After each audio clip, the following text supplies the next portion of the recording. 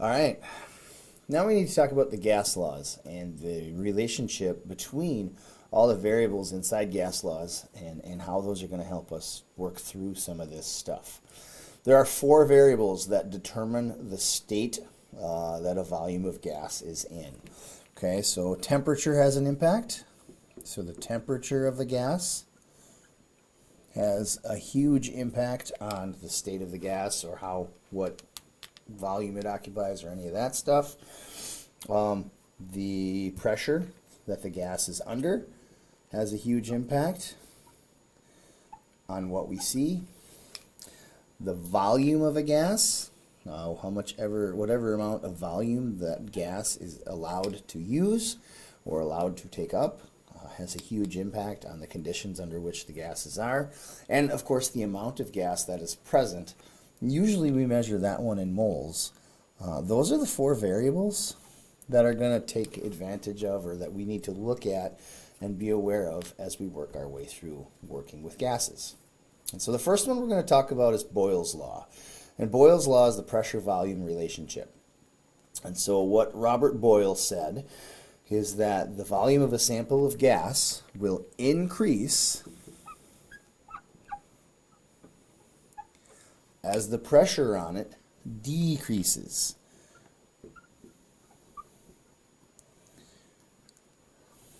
Oops, I went off the edge. I'm sorry.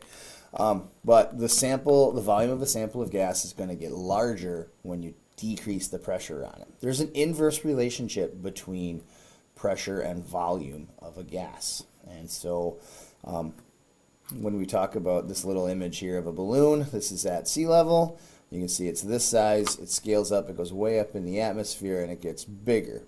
Now, one of the things that Boyle's law does is it neglects the temperature change. And so we're in this example, this isn't really quite what happens, but it is a reasonable way to look at it. It's a good estimate, but we neglect temperature effects. And so really when we're talking about Boyle's law, when we say that we're neglecting the temperature, we are really going to pretend that temperature is left constant. And that simplifies the math a fair bit.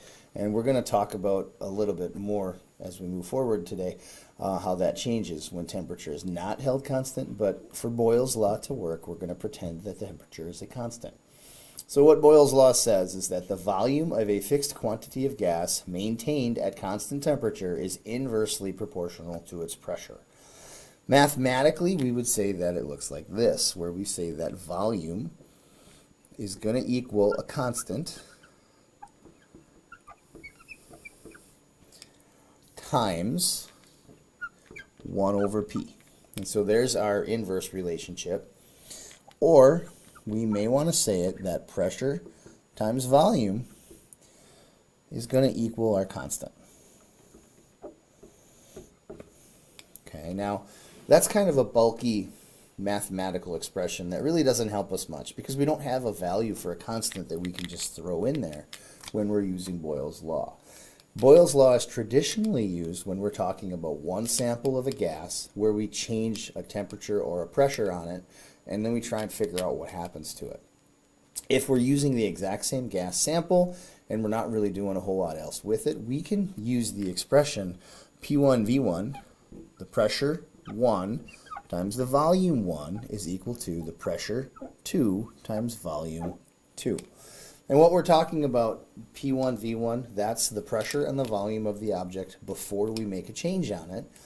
P2V2 is the pressure and the volume of that gas sample after we make a change on it. And that's how we end up working through with these. Now, these are pretty easy to use, so we're going to do one right here, and then we'll give this one a stop. No, actually, we won't stop it, but we'll keep moving. Anyway, so here we go. Let's suppose we have a sample of gas at 25 degrees Celsius, occupying 3.60 liters of space, while having a pressure of 1 atmosphere. If the pressure is increased to 2.50 atmospheres, what would the new volume of gas be? So now what I want you guys to be able to do intuitively is to think about, okay, I have a sample of gas, it's at a pressure. We're going to crank the pressure up. What's going to happen to that volume of gas? And the simple response is the volume of gas should get smaller because we're putting more pressure on it and we're going to compress that gas. And so you should be able to intuitively figure out, oh, that's what's going on, and then be able to look at your mathematical results after you do it and be able to say, okay, that makes sense, that follows the pattern, I think we did it okay. And so that's kind of what we're doing right now. Okay? All right, so here we go. Let's say, so P1 V1 equals P2 V2. We are going to solve for V2. So I want to have V2 by itself. And when I do that, I take V2 and P2, that side, the right-hand side of the equation, and I'm going to divide this by P2. So I'm going to do this number. So I'm going to have P2 over here. That's going to cancel off P2 and P2. What I do to one side, I have to do to the other side. And so I have P2 on the bottom there. And so really, when we're looking at this, we're going to have the equation V2 is going to equal P1 times V1 divided by P2. Okay, so now we have to go through and we have to identify what our P1s and our V1s are. Okay, so gas at 25 degrees Celsius occupies 3.6 liters of space while having a pressure of 1 atmosphere. If the pressure is increased to, okay, so now 1.0 atmospheres, that's my initial pressure, that's P1. So going through and being able to identify what these pieces are is a very, very valuable skill. 3.60 liters, that's my V1. Okay, now right here we're at 2.5 atmospheres of pressure after we change it. That is my P2. So we're going to write P2 right here. And my question, the new volume of gas. Okay, so my question, what I'm trying to find out is V2 equals question mark. Okay, now I probably should have labeled the variables here before I did this, but that's okay. Now we know. So let's put our pieces in. So P1 is going to be 1 atmosphere, so 1.00 atmospheres, times V1, which is 3.60 liters. Okay, we're going to divide that mess by pressure 2, which is going to be 2.50 atmospheres. Okay, there it is. My atmospheres are going to cancel. That's going to leave behind a unit of liters, which makes sense because we're looking for a volume, so we should come up with a volume when this is all said and done. So mathematically, 1 times 3.60 divided by 2.50, we should have get something that's close to 1.44 liters of our new gas. And that intuitively makes sense because we're kicking the pressure up a little bit. When we kick that pressure up a little bit, we should see the volume decrease in order to keep these two sides of this equation, the P1 V1 equation here, to equal one another. So there we go. That is pressure and volume relationship. You're going to come right back in with the next one. Okay, next we're going to talk about the temperature and the volume relationship. This is known as Charles's law. And what we're talking about here is how volume changes when temperature changes, knowing that the pressure of this system is also held constant. So here's what it looks like, okay? So the volume of a gas is going to increase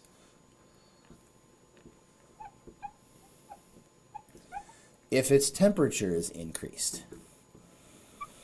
So I have a balloon, and I take my balloon and I put it in the oven, and the gases are going to expand and they're going to take up more volume. So if we heat up the molecules of gas, they're going to expand and they're going to take up more volume.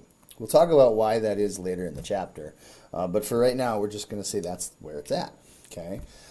Now, assuming that we hold the pressure constant. Inversely, if the temperature is decreased, so we cool it down,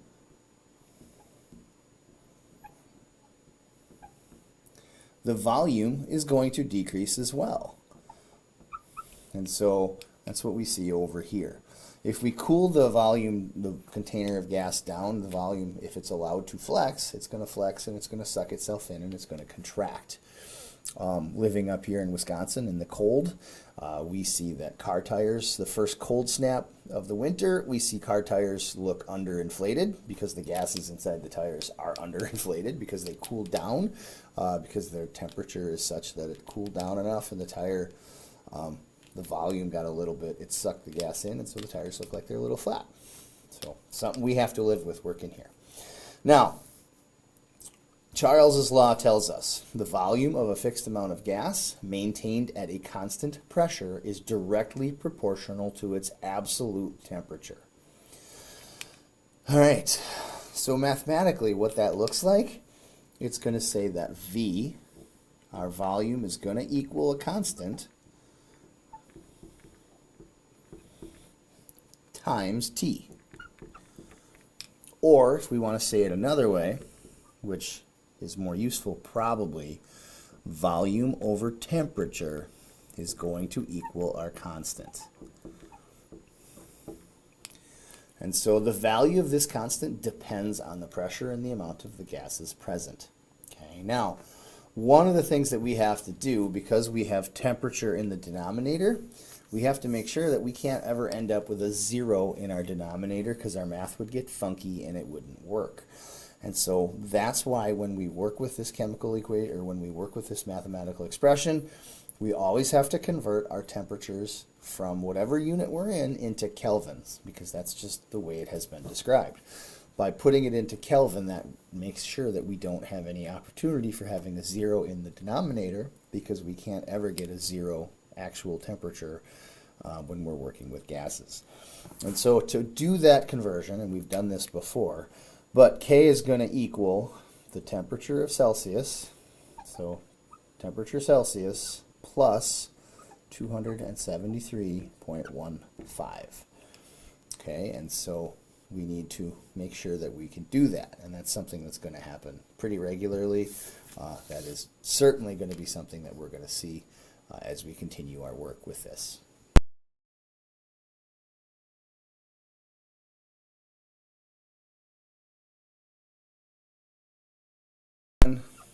Over T1 is going to equal V2 over T2. So V1 over T1 equals V2 over T2. Now again, V1 T1 refers to before we make a change on a single sample of gas.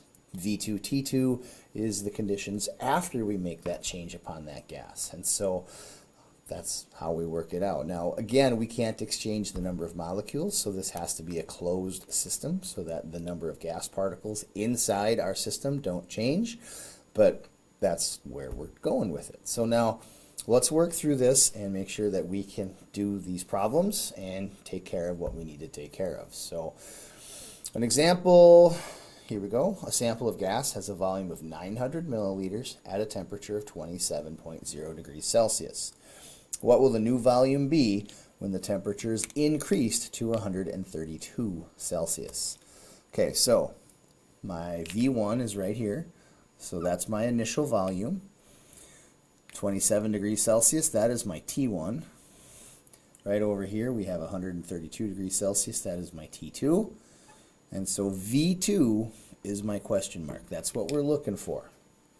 Okay, so we have T1, or V1 over T1, so I'm going to do that right here. So V1 over T1 is going to equal V2 over T2. Okay, I want V2 by itself. So to get V2 alone in the equation, I'm going to multiply this side by T2.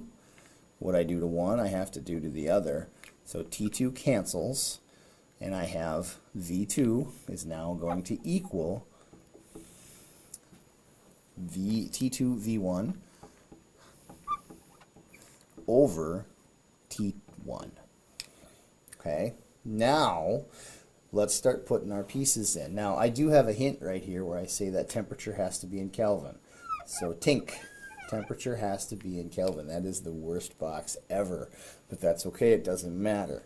So we're going to take our 27 degrees Celsius and we're going to convert that to Kelvin. So 27 degrees Celsius plus 273.15 is going to equal 300.15 Kelvin. 300.15 Kelvin. So T1 is 300.15 Kelvin. So that's T1.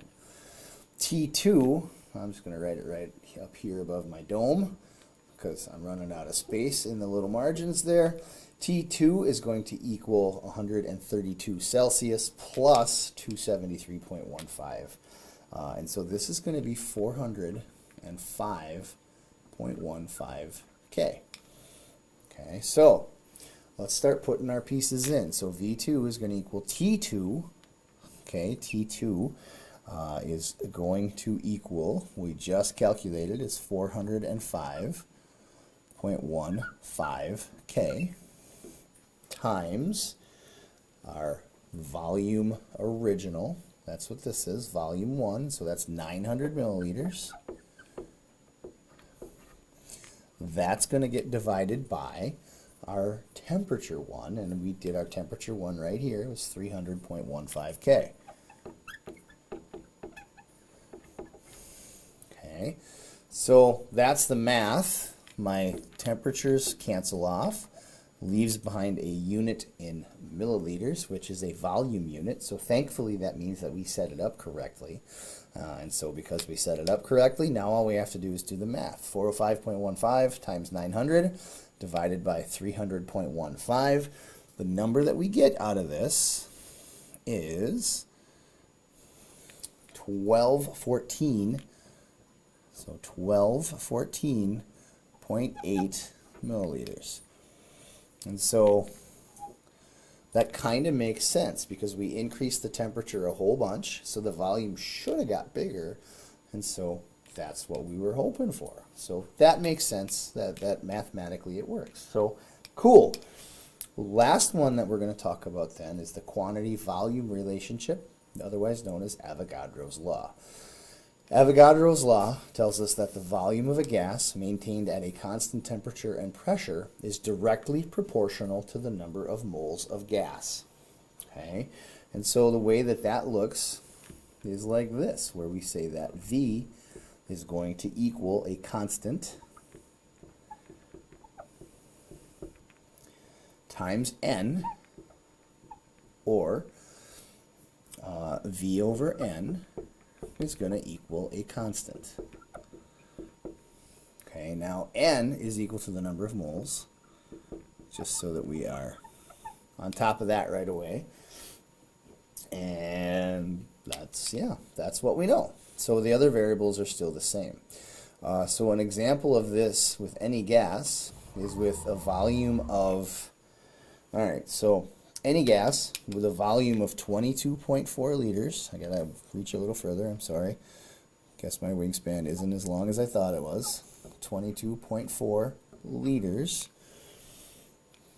Let me rewrite that. With 22.4 liters. Okay. At 0 degrees Celsius.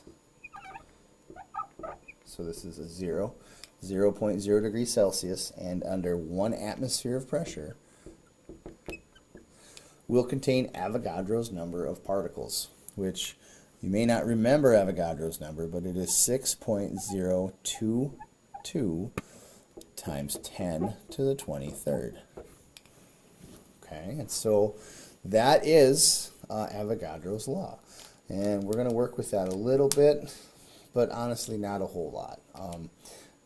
The next thing is going to kind of work with that a little bit better, and it's going to help us a little more. So, thank you.